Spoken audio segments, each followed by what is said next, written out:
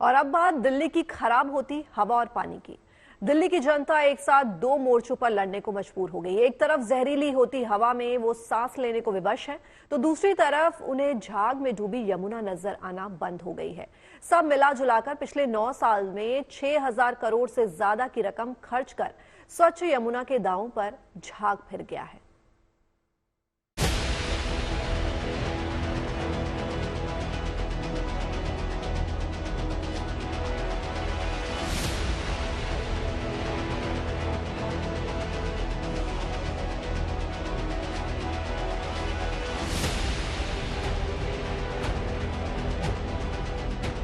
पिछले एक हफ्ते से वायु प्रदूषण से जूझ रही दिल्ली दूसरे मोर्चे पर भी लड़ने के लिए मजबूर हो गई है। अब मामला सिर्फ दिल्ली की हवा तक सीमित नहीं है, बल्कि बात यमुना तक पहुंच गई है। चिंता इसलिए ज्यादा है क्योंकि इन दिनों यमुना कई उत्सव और त्योहारों के केंद्र में है। आजकल यमुना को देखने के बाद ऐसा लग रहा है जैसे उसके जल पर बादल उतर आए हैं। मैं इस वक्त यमुना नदी में मौजूद हूँ। ऐसा यहाँ पर प्रतीत हो रहा है कि हम इस वक्त बादलों के बीच में हैं। पूरा ये सफेद चादर जो दिखाई पड़ रही है, ये यमुना नदी में पोल्यूशन का झाग है। यानी कि ये झाग पूरा आपको इस जगह जो दिखाई पड़ रहा है, इसके चलते पूरा यमुना नदी इस वक्त प्रदूषित दिखाई पड़ रही है। जानकार ये मानते हैं कि फास्फेट और नाइट्रेट के कंटेंट जो हैं वो इस जल में पड़ने के चलते जब यहाँ पर पानी गिरता है तो उसकी वजह से ये झाग इतना ज्यादा हो गया है। लेकिन यमुना जिस तरीके से इस वक्त मैली है, उससे साफ जाहिर हो रहा है कि आम लोग जो इस पानी का इस्तेमाल करते हैं उनको बीमारी हो सकती है। साथ ही आपको बता दें कि आने वाले समय में छठ पूजा है और यहाँ हर साल छठ व्रत करने वाले लोग जो हैं वो इस पूरी जगह पर स्नान करने के लिए आते हैं। यमुना उस दौरान भी काफी मैली रहती है, लेकिन इस बार पहले ही यमुना का जो जल स्तर है वो कम हुआ है और उसके बाद यहाँ पर झाग इतना ज्यादा दिखाई पड़ रहा है कि पूरे यमुना सफेद इस वक्त इस पूरे इलाके में, कालिंदी कुंज के इलाके में दिखाई पड़ रही है। दरअसल जिस तरीके से जो कंटेंट है, फेकल कंटेंट जो यमुना के इस जल में इस वक्त पाए जा रहे हैं, जो कि काफी खतरनाक हैं और ये बैक्टीरियल कंटेंट पानी को पूरी तरीके से प्रदूषित कर रहे हैं, तो कुल मिलाकर के यमुना इतनी मैली हो गई है जिसको कि लेकर के सरकारें हमेशा दावा करती रही हैं कि यमुना को थेम्स नदी की तरीके से साफ कर दिया जाएगा। चाहे केंद्र सरकार हो या राज्य सरकार, दोनों की तरफ से कहा जा रहा है कि यमुना को साफ किया जाएगा। यमुना का ये हाल तब है जब पहले अरविंद केजरीवाल और अब आतिशी के नेतृत्व में चलने वाली दिल्ली सरकार नदी की सफाई के नाम पर साल 2017 से 2021 के बीच 6,800 करोड़ रुपए से ज्यादा खर्च कर चुकी है। उसके बाद भी हर साल यमुना की सफाई पर 1,000 करोड़ रुपए खर्च किए जाते हैं।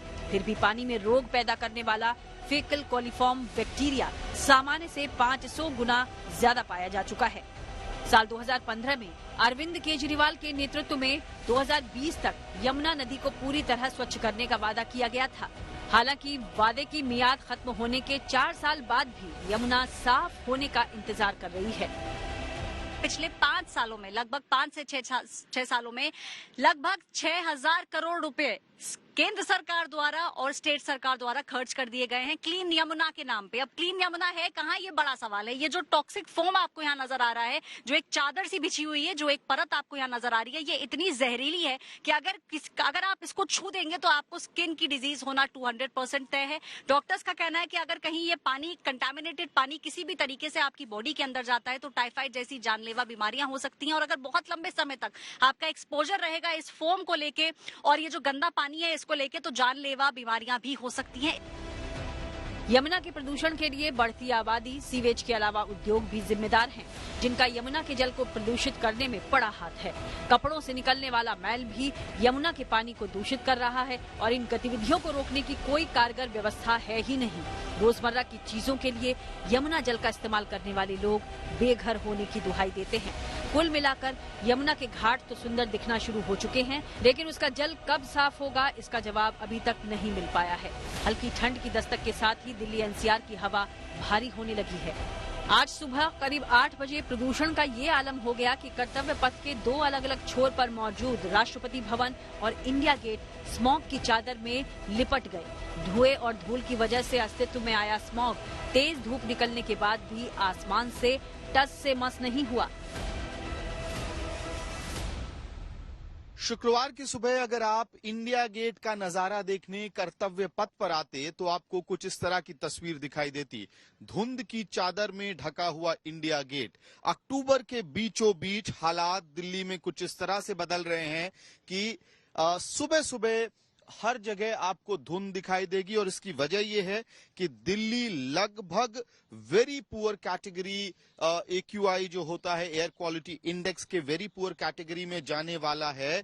और ये सब कुछ अगर एक्सपर्ट्स की माने तो इस वजह से हो रहा है क्योंकि उत्तर भारत के राज्यों में जिस तरह से पिछले 2 हफ्तों में फार्म फायर्स यानी कि पराली जलाने की घटनाएं बढ़ी हैं, उसका असर अब दिल्ली की हवा और दिल्ली के आसपास के राज्यों की हवा पर दिखना शुरू हो गया है। सिर्फ इंडिया गेट ही नहीं, दूसरी तरफ की तस्वीर भी जब कैमरा पैन होगा तो आपको दिखाई देगा कि राष्ट्रपति भवन है। पिछले हफ्ते तक अगर आप आए होते तो दोनों ही तरफ राष्ट्रपति भवन से लेकर इंडिया गेट तक आपको बिल्कुल साफ आसमान दिखाई देता, लेकिन एक हफ्ते के अंदर दिल्ली की हवा धीरे धीरे दमघोटू होने का सफर तय कर रही है, जिसका नतीजा ये रहा कि मॉर्निंग वॉक, जॉगिंग या रनिंग पर आए कई लोगों को दम घुटने जैसा महसूस हुआ। पिछले 6 साल से अक्टूबर के आखिरी हफ्ते से लेकर दिवाली तक दिल्ली की हवा सांस लेने लायक नहीं रह जाती। इस बार भी हालात पिछली बार से अलग नहीं दिख रहे। दिल्ली के 13 इलाकों में AQI यानी एयर क्वालिटी इंडेक्स 300 के पार पहुंच चुका है, जिसका मतलब है कि उन इलाकों में सांस लेना मुश्किल है क्योंकि हवा की गुणवत्ता वहां बेहद खराब हो चुकी है। दिल्ली के अंदर 13 ऐसे स्थान हैं जहां पर AQI का स्तर धीरे धीरे 300 के पार पहुंच चुका है। उसमें वजीरपुर, मुंडका, रोहिणी, जहांगीरपुरी, आनंद विहार, द्वारका, सेक्टर 8, बवाना, नरेला, विवेक विहार, ओखला फेज 2, पंजाबी बाग, अशोक विहार और RK पुरम है।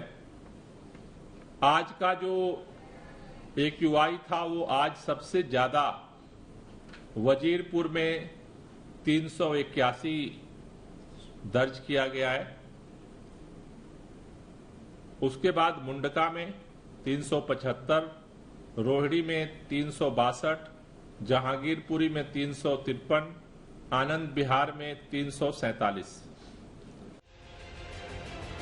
ऐसे में माना जा रहा है कि दिल्ली NCR में जल्द ही ग्रैप यानी ग्रेडेड रिस्पांस एक्शन प्लान के दूसरे चरण की पाबंदियां लागू हो सकती हैं।